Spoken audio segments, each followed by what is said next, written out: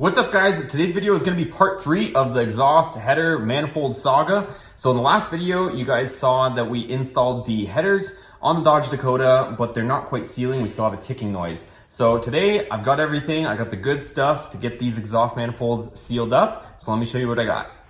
So we got all this stuff from Amazon. Everything that we have will be linked in the description below if you guys are interested in checking this stuff out. These are the Remflex gaskets, and these are one of the best gaskets that I could find. Everybody that reviewed them said they were one of the #1s for sealing. Part of the reason is because they are super soft material. You can see how thick they are. They're like, I want to say like at least 1/8 of an inch thick, and they're super soft. So what happens is they actually crush down. Like if you look here, I can, not that this matters here, I wouldn't do this over here, but this is just the part between where it seals. Like I can literally put a line in it with my fingernail, barely touching it. So these are super soft. A lot of guys had even issues with them shipping and getting damaged in shipping, but mine are good to go. So what happens is when you tighten these down, they crush down and it makes a perfect seal. I also have ARP exhaust manifold bolts. One interesting thing I'm noticing though is if you look, they do look like different packages and they sent the wrong ones. So I'm gonna have to return these. I need more of these. But for now, I'm gonna install the ARP ones in the super tight to get to spots because I have upgraded bolts already on there, but I wanted to get the ARP because they have the 12-point socket head on them and a smaller head on it. So it makes it just a little bit easier to get to and to tighten them down. I also have Ultra Copper from Permatex. So this is exhaust gasket maker. It's kind of a orangey color. We're gonna use this on the connection right there where it meets the rest of the down pipe, the Y pipe on the truck, just to seal up the donut on there too. Some people do put it here, but these gaskets should be good enough. Both my mating surfaces are good, so I think we can just get away with just the gaskets. But if you weren't maybe using these gaskets in particular, you could probably put a little dab around here just for some extra insurance on that. All right, so I'm just gonna jump straight into this. Truck is raised, wheels are off, no fender liners, everything is accessible, and it's almost a reverse. You guys have seen it a couple times before if you watched part 1 and part 2.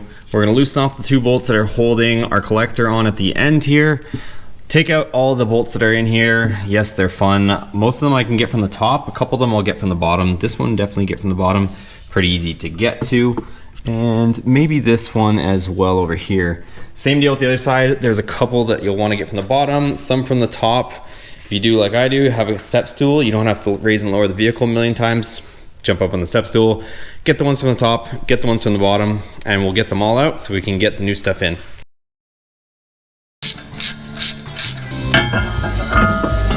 All right, so headers are back out on the ground, and here are the Remflex gaskets. So just something to note too, I was just going over some of the instructions. Don't bend, that's kind of obvious because these things are super soft like I was mentioning. Don't over tighten. It says that they will be approximately crushed 50%. So like I was saying, these are gonna crush down quite a bit from the size they are now. Longer bolts aren't necessary. So they're letting you know just because the gaskets are thicker, you don't need longer bolts because they're going to crush down. Do not use sealers. So that's interesting. Silicone and other sealers cannot withstand the same temperature as Remflex gaskets and can actually cause leaks. So not that we were planning on using it because I was going to use this just on the donut part over there, but it's telling you not to use gasket sealer or maker with it. So interesting. Rough side, shiny side. Your gasket has a smooth side and a textured side. It doesn't matter which side you use on the header or the manifold, or sorry, the head or the manifold. So it doesn't matter which side we use, and that's pretty much it. So we'll go ahead, install them. So like I was mentioning, I think the unfortunate part is Amazon sent us the wrong bolts. So we only have 1 package, but I still want to get this done. So I'm just gonna put the ARP bolts in the hard to reach places. Once the other ones show up, then I can just put them in easy spots. So that's kind of the plan. So I'm gonna put these ones in the difficult tight areas, which is pretty much the only reason why I got these as well, because like I said, I have hardened bolts, high strength bolts on there, but the heads on them on these ones are smaller, so you can actually use a 3/8 wrench on them, and it's a little bit smaller. So that's the only reason for that, and let's get started. So I'm gonna put my copper silicone sealant, the high temp stuff, on here.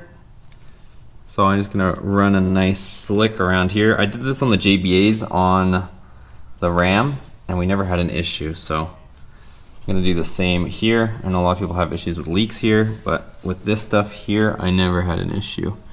because it's actually the same setup on the newer stuff too. So the Hemis all have this as well. So we'll just run a nice little slick around there. And that way when we put our header on, it has something to seal to. So that's all I'm gonna do there, nothing crazy.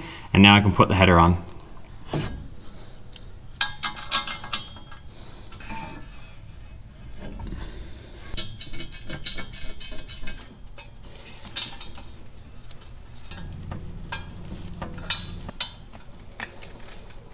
Okay, so bolts are all tight on the header. We can go ahead and reinstall our flange here, tighten that down, and move on to the other side.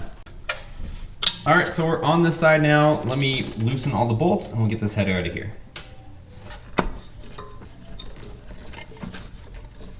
And I'm gonna take out these heat shields around the spark plugs. If you're ever wondering how they come out, just grab them with a set of channel locks and they come right out like that. So I don't think I'm gonna put these back in here now. It is free, you just got to remove these two bolts. Then I can take this off, we can put the new gasket in there, put a little bit of copper silicone on the flange, and put it back together. All right, so the manifold is free now. So we'll move it out of the way just slightly so we can get some silicone on the flange down here, put our gasket in, and then put it back on.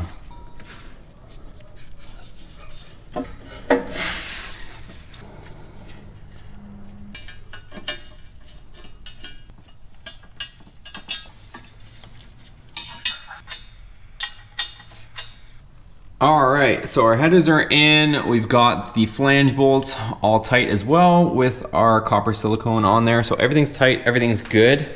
And that's it, you guys. This job is done. We shouldn't have any leaks. I am going to wait. You're supposed to wait a little bit before you kind of put that copper silicone into service. So I'm gonna follow their recommendations. Obviously the truck's not going anywhere right now. So, but I'm gonna let that cure. They say it sets in 1 hour, but you should allow 24-hour cure time before putting in service. So I've heard people have done it sooner than that, but just letting you know what it says. But that's it. That'll be the end of our exhaust leak. Finally, we did it right.